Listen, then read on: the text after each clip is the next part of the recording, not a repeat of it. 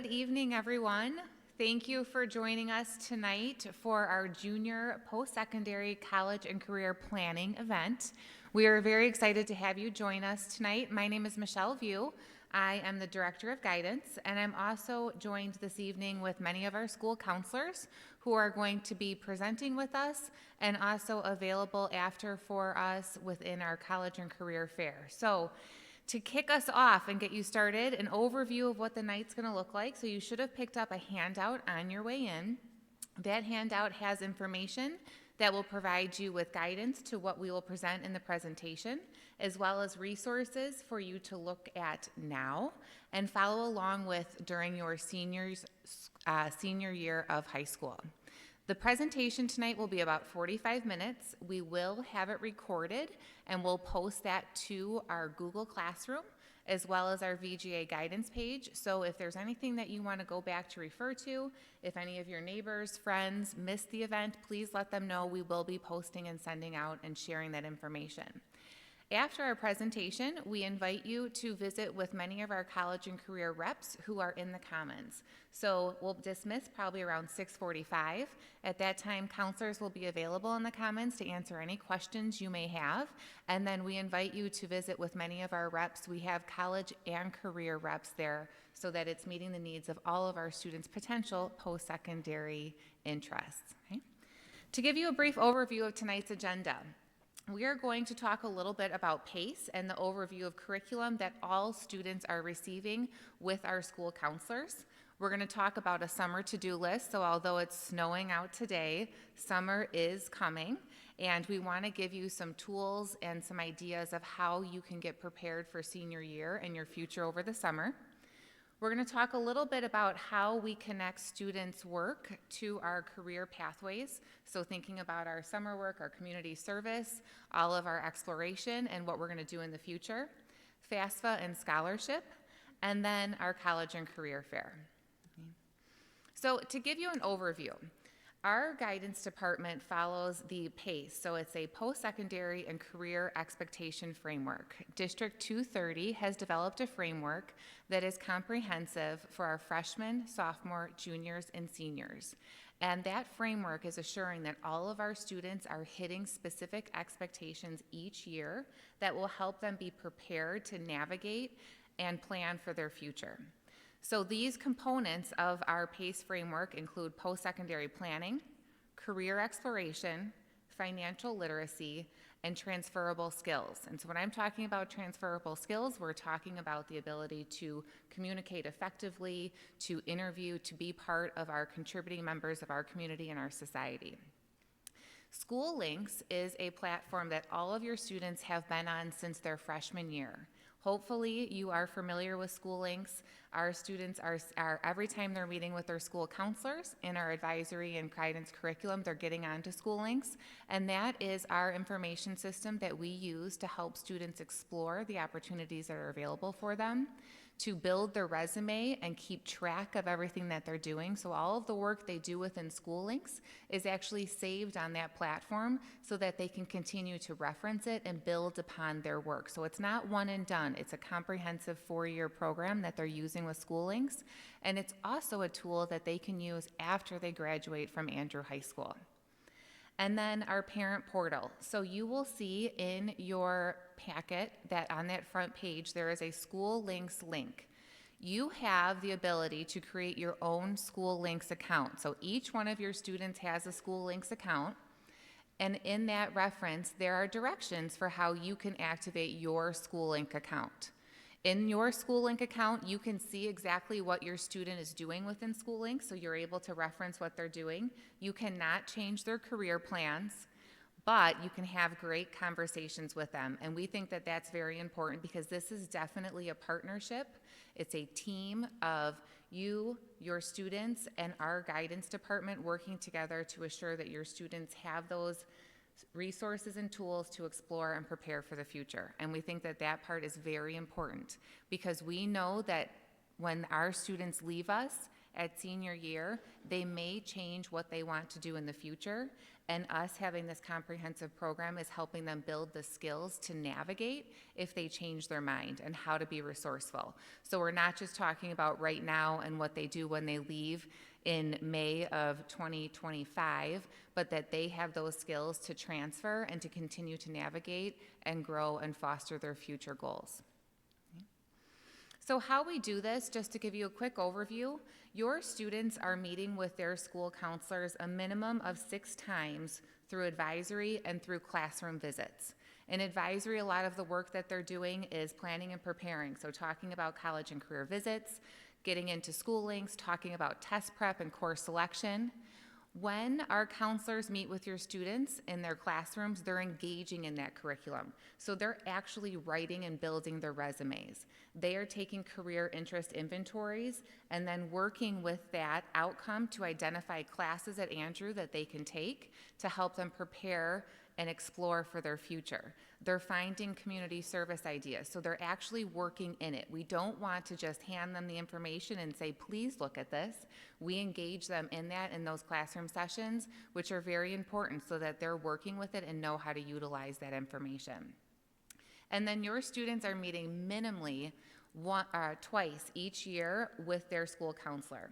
So we have our junior meetings are coming up where all students are going to be meeting with their school counselors to talk about, it kind of builds, right? Advisory, we give the information to all students and resources. Classrooms, they're engaging with it.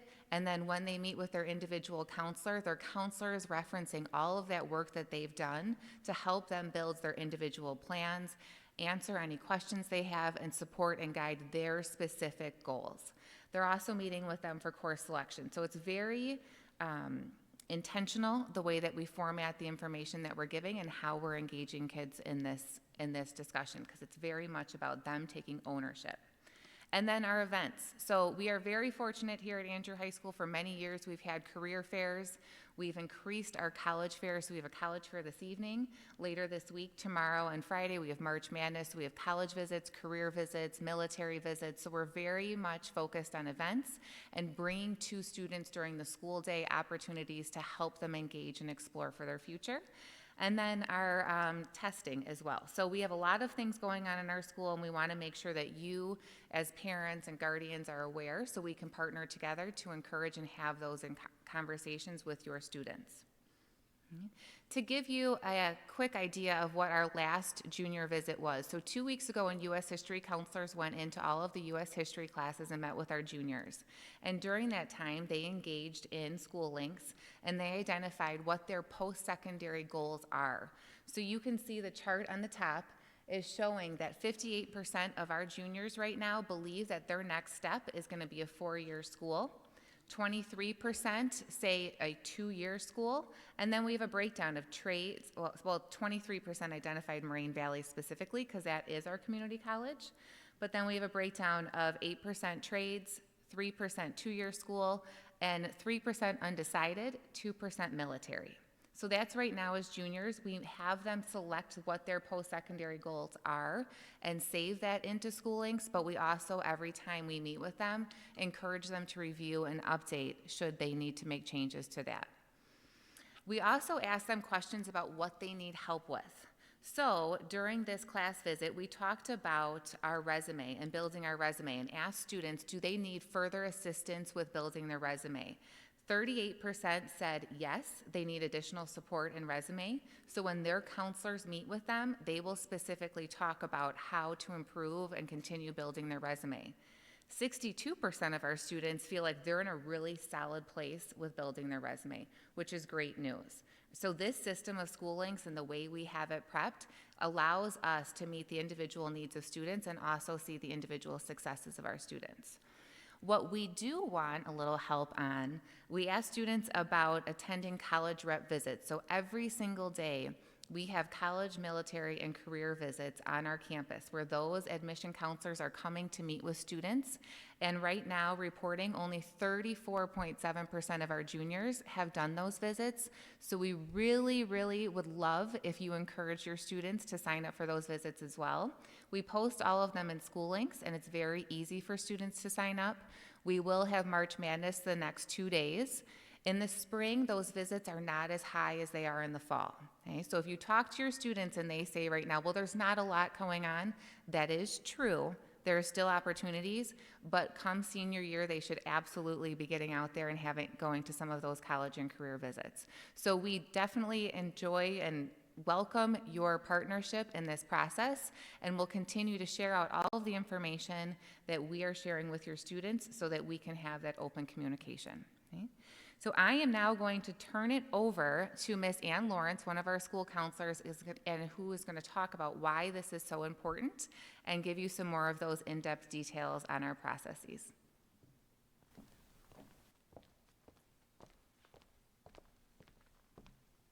Good evening, everyone. I'm just going to move that down a little bit. I'm a little short. So we're going to go over just kind of some summer to-do items that we have spoken to your students about, but we'd also kind of like to address with you because it's very important that this process is done together, right? That this is a decision that you work on together.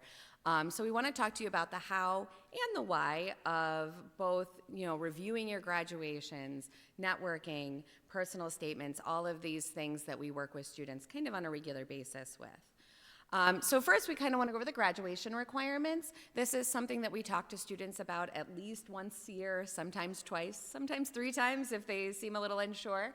And you can find this in Skyward. So you can go into Skyward through your parent account, and you can access it through Graduation Plan. There you can see not only what the requirements are, but what your student has completed up to this point, right? So things like English, you're supposed to have 4 credits of English, so that's 4 years. At this point, it might show that your student has completed 3 and is in progress, completed 2.5 and is in progress of 0.5, right? Because the semester isn't quite done yet. So you can see if they are on target to complete their 21.5 credits to graduate. Some students may have more than that. If your student did summer school, did 0 hour, things like that, you will have more credits. As well as choir. The other thing that is a requirement, of course, is our 25 hours of community service. How I like to describe that to students is that is 1 week's worth of a part-time job. So if you think about that, that's 1 week's worth of a part-time job over 4 years, right? That's not a lot. But the summer is a great time to finish a lot of those hours. You don't have as much on your plate. You don't have to get up and come to school every day. It provides an opportunity for students to get some of that out of the way. As well as the FAFSA, that is a state requirement. All students will have to do that their senior year, or you can complete the FAFSA waiver if you so choose. But that is also through the FAFSA website as well. The thing that we really try to emphasize with students is networking. This is something that they're going to need for the rest of their lives. I'm sure a lot of people in here have utilized their network in some way to assist you throughout your life, right? You're strengthening connections within an industry you're interested in. You are going to get ahead in your career if you're able to communicate well with others. You can get career advice as well as a new perspective, right? It's great for any career you're going into, whether it be trades, military, college, any of that. And those resources include you, right? Includes you as parents. You have done a lot of this already, right? And so you have knowledge and you have experience that your students can learn from. But so do your family members, friends of your family, any of your business connections, but also anything that students do over the summer, right? Any sort of community service hours they do, if they get a summer job, if you are working to maybe do a internship over the summer. All of these things provide opportunities for students to learn, but also to help them get introduced to individuals who may help them further in the future, right? If you are interested in being a veterinarian, doing your community service at PAWS is gonna give you that opportunity to create connections within that organization and within that career. But we also ask students to use their school resources, right? We already talked about these college visits. Those representatives oftentimes are the individuals that are reading students' applications. They are the first look at those applications. So by coming in and seeing these representatives and talking to them, they can put a face to the name. They can understand how excited you are about their school, what kind of questions you ask, what you're interested in. And that is a connection that you have now because they're going to give you their contact information as well. And so you can reach out to those representatives if you have any questions, if you have any concerns, if you're struggling with an application. As well as with the college fairs, oftentimes our college fairs not only include 2-year and 4-year schools, but also trade schools, different trades unions, military, a variety of areas. So when we say college fair, we don't necessarily just mean these 4-year universities. It is for everyone. As well as some of our career exploration field trips. We go on a lot of field trips to different work sites where you can actually talk to people who are doing the job, who will provide you with more information about what that job actually looks like and what your day would look like.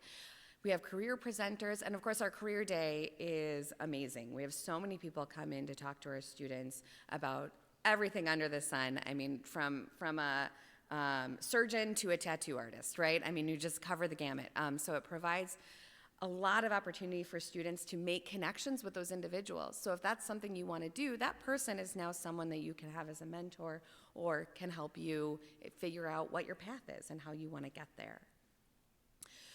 This is a big one that I think students oftentimes think that this personal statement is just if you're going to college, right? I just need this if I'm filling out that application to that 4-year college or university, but that is not true. Oftentimes, job applications will require a personal statement. If you are applying to be as part of a trade, they might want to know why, right? Why should we hire you? Why should we bring you on as an apprentice? And so it's important that students understand how to write out these personal statements and how to really boast about themselves. It's hard for all of us to talk about ourselves and say great things about ourselves, right?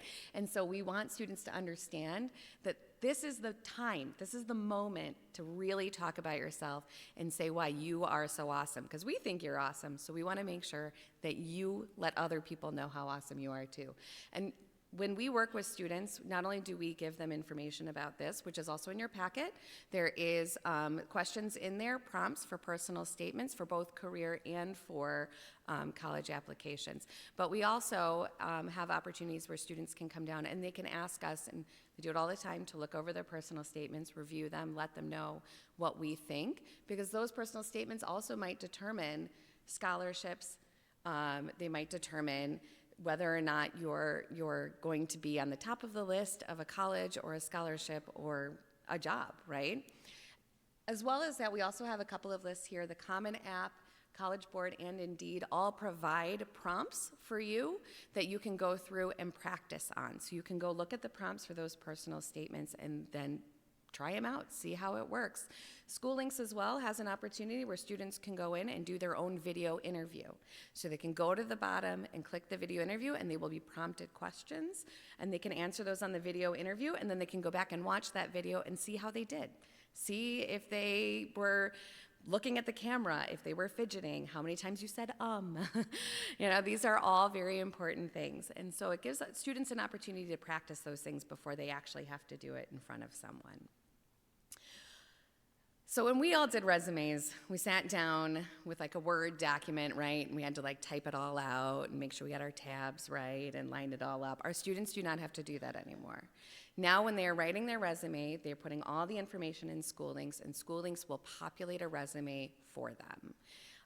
It's really, really easy. We practice it with them regularly, but it still takes a little bit of tweaking, right? You still want to make sure that you're starting your sentences with action words.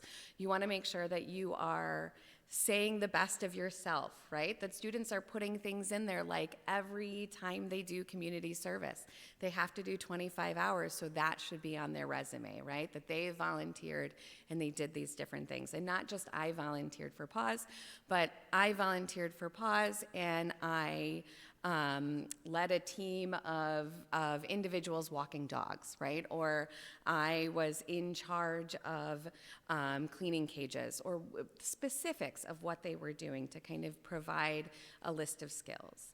We also want to make sure that students are showing how they have taken initiative, any awards that they've won. Student of the Month absolutely counts. Like, we want to see all of the best of you, every activity you've participated in, every job you've had, if you did any summer jobs, any experience you have, can all be put in Schoollinks, and then Schoollinks will populate that resume for them.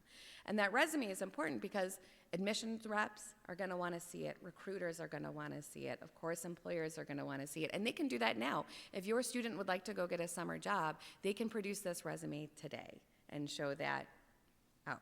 And if they would like help with any of that resume writing, they can always come ask us about it.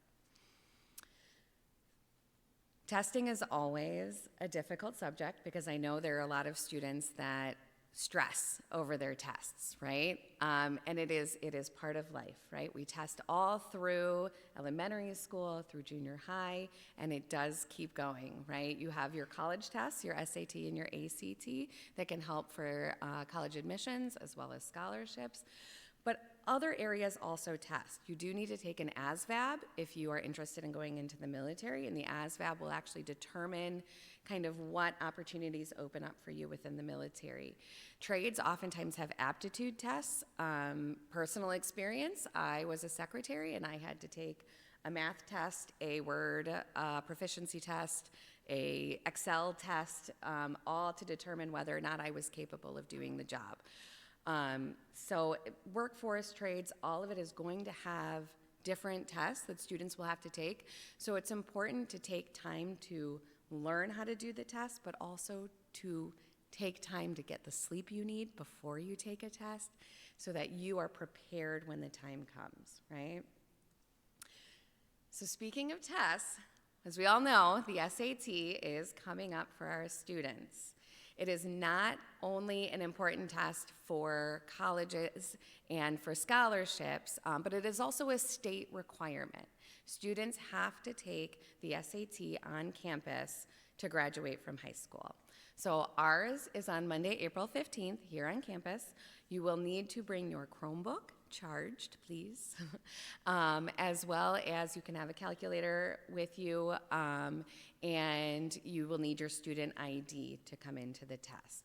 It is an online test this time, so it is not like in the past with the paper and the pencil. It is a shorter test, but it is online. So you want to make sure that that Chromebook is charged so you can get through the whole test without needing to stop and plug in. We did this already in the fall with the PSAT. It went swimmingly. All the students did wonderfully. Our internet held out. Everything was great. So we know it's going to go very, very smoothly this time around, as long as everyone brings their Chromebook. Mr. Nolan is going to be sending out another email to everyone. Please review that email. It is the best way to be prepared for that test. There's going to be a lot of information in there about preparing for test day, about making sure that your login and everything is good to go. If students have any questions, they still have Monday with their advisory teacher to ask before the test comes. You do have to take the test here, but students can take the test again if they so choose. So if you get your scores back, you want to try something, want to maybe take a SAT class or something to maybe try and improve your scores, that is absolutely an option. You would have to go to College Board, to their website, and then you can register for an SAT at another location. I hope that covers everything with the SAT. I know it can be kind of scary for some students, but it's a lot shorter this time around. It's not going to be quite as daunting as the giant packet that they get. So on our little next portion of the presentation, I would like to introduce Mr. Aaron Villette. He will be kind of going over some prep work, some post-secondary process with all of you. He's another one of our counselors in our office.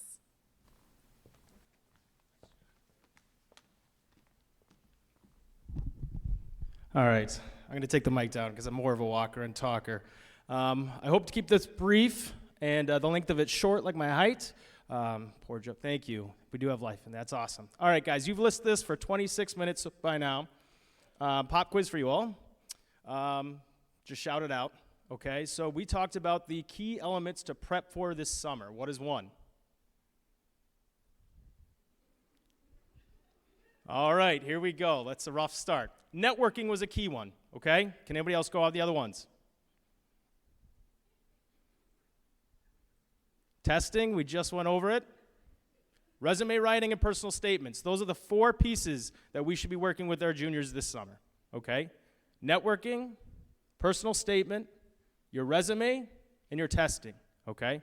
And a couple of those I'm going to go over in a few minutes in terms of how we work with your students directly all throughout the 4 years, and it should be always growing. But the big piece is where we ask you as parents to help contribute to this piece, and a big part is that networking piece, okay? So, as we talk about those 4 strengths of the networking, the personal statement, resume, and testing, all of them apply. As Ms. Lawrence talked about even herself in terms of the when she went into the workforce and the tests that she had to take for Word, Excel, analytical reasoning to the position that she went into, every last one of these have testing. So the SAT, to prepare for that, only builds that foundation of skill set to be prepared for that test. Okay?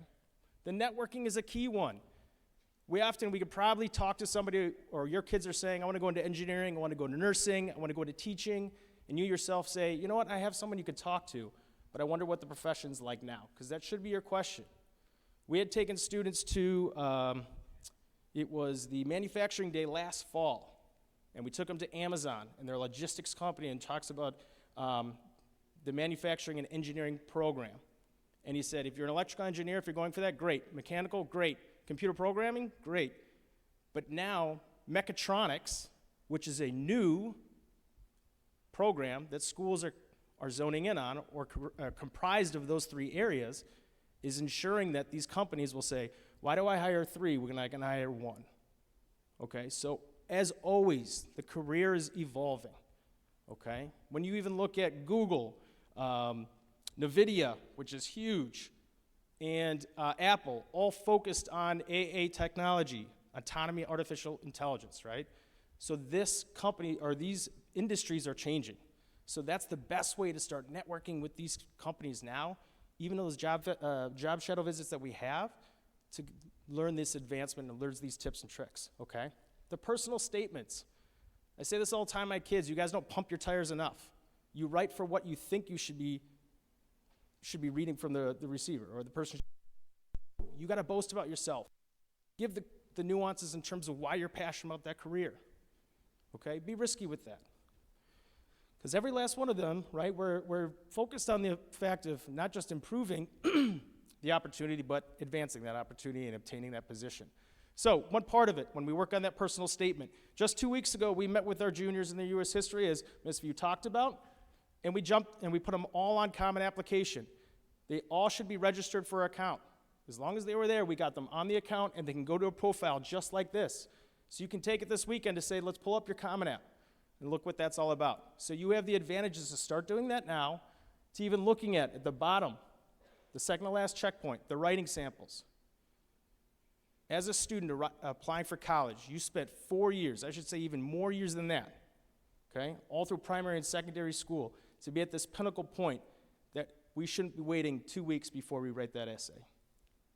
We should have a parent read this essay. We should have the center read this essay. We should have our English teacher read this essay.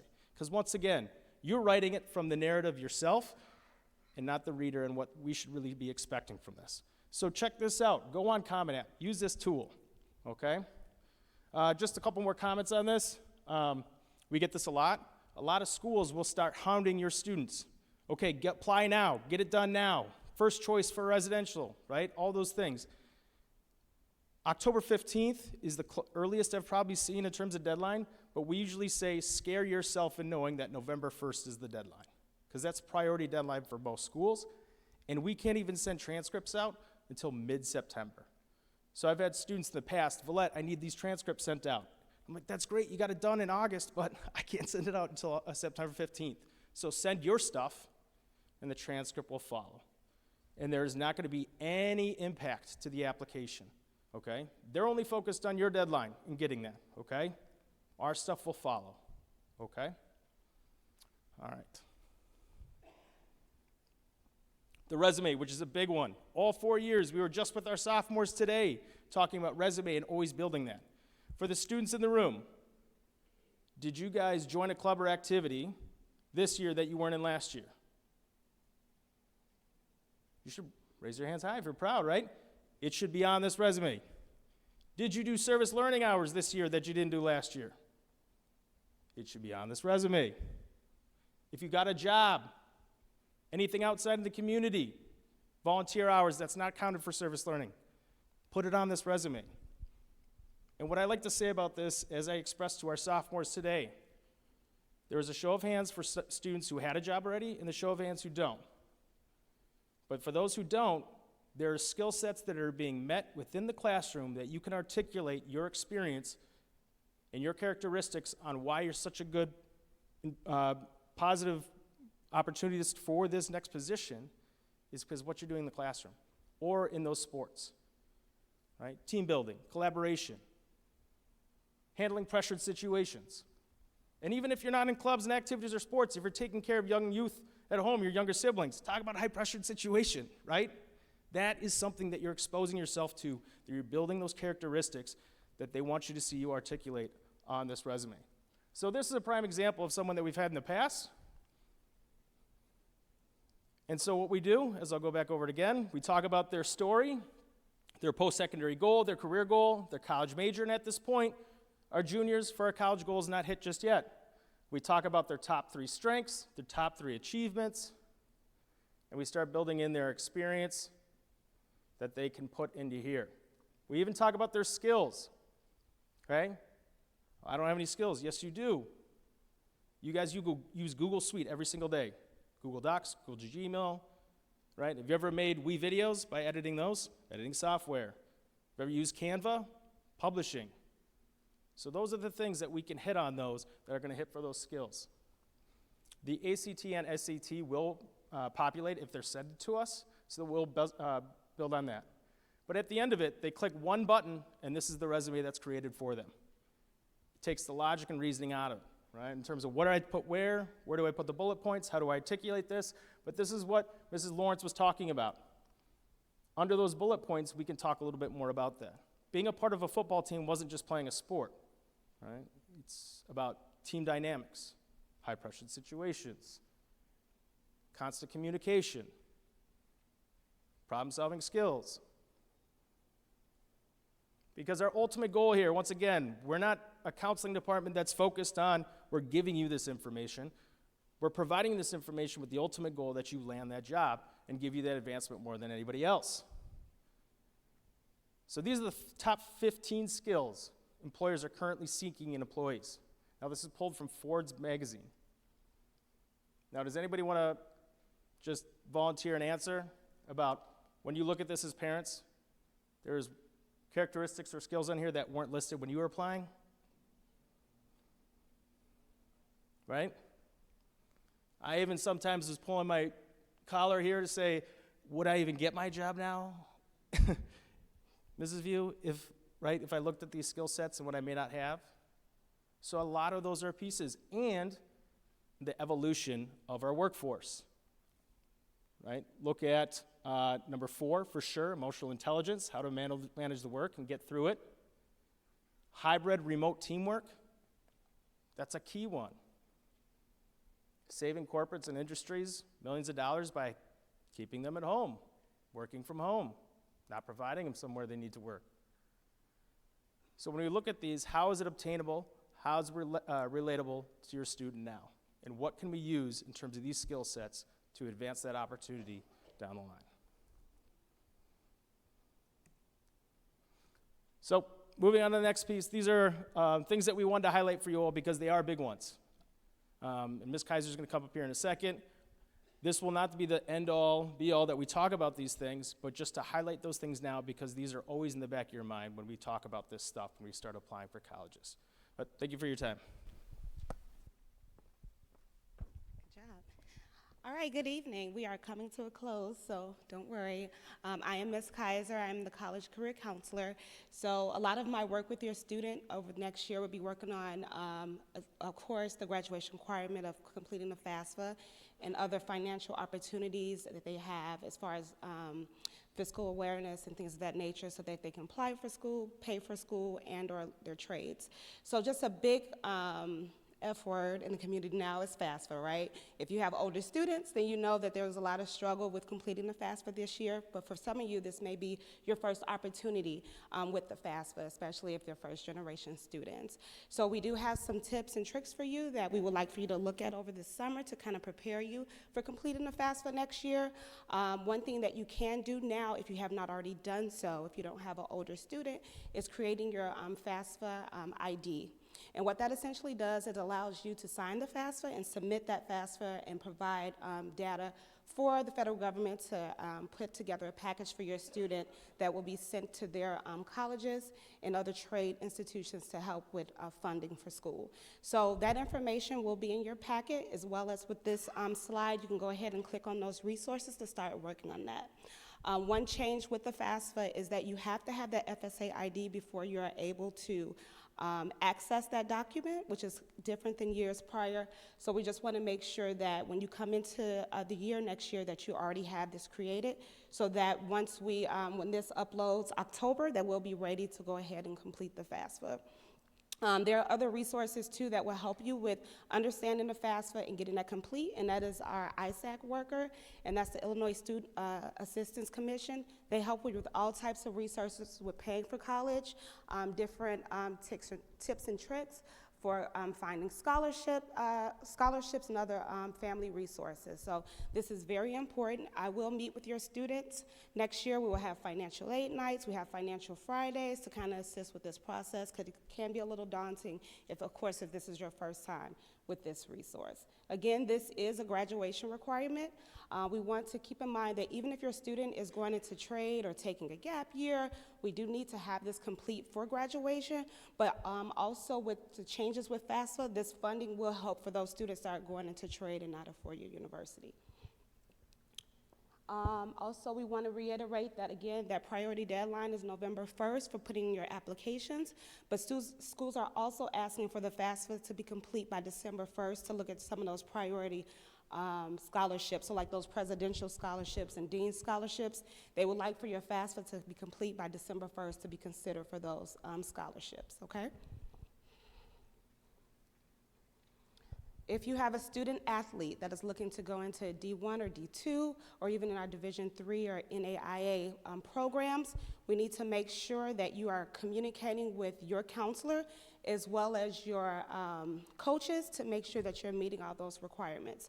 Your students have already selected their classes for next year, and a lot of times seniors want to take a lighter load, but we need to make sure that they're taking the required 16 courses, especially for NCAA. We need to make sure that they're taking the courses that meet those requirements. Students also tend to want to change after their sport if they have a fall sport. In the spring, they typically want to change their schedule to lighten the load, but sometimes they can impact their scholarships or ability to attend some of those Division I, Division schools if they change their course plan. So we want to make sure that we're having those conversations, making sure that the student is taking advantage of all the opportunities that we're providing them to make sure they're prepared, and also using these links to see what the requirements are. So especially with NCAA, they have to go onto the portal, they have to request their transcript. It's a lot of stuff that the students have to do. The counselors will support by adding those supplementals like their transcripts and letters that they will need, but other than that, it is a student's responsibility to follow up with this and make sure that they complete the portals for this. So again, make sure that you're speaking with your counselor and or athletic coaches. Make sure that the applications are complete also by May for this as well. So throughout the year, we have been providing a lot of opportunities for our students, whether it's career speakers coming in or colleges and universities. As mentioned before, the next 2 days, we have our March Madness. And this is just an opportunity for students to meet with the representatives that are local that will be reading those applications. So if your student sees a school that they may be interested in, make sure that they're signing up to come to these events. They can access the sign up through School Links, which is where we put all of our events and activities. But this is happening in the next 2 days, so kind of have those conversations with your students to make sure that they're taking advantage of meeting with these individuals. Once again, they more than likely will be reading the applications that your students will be submitting in the summer, so it's a great opportunity to ask those questions. We also have the IACAC will also be having a college fair on Saturday. So we do have a college fair prepared for you tonight, but if there's a school that is not here that you're interested in, that will have over 200 universities and institutions represented here at Moraine Valley Community College with the IACAC. All right, so Ms. Vere, did you want to close us out?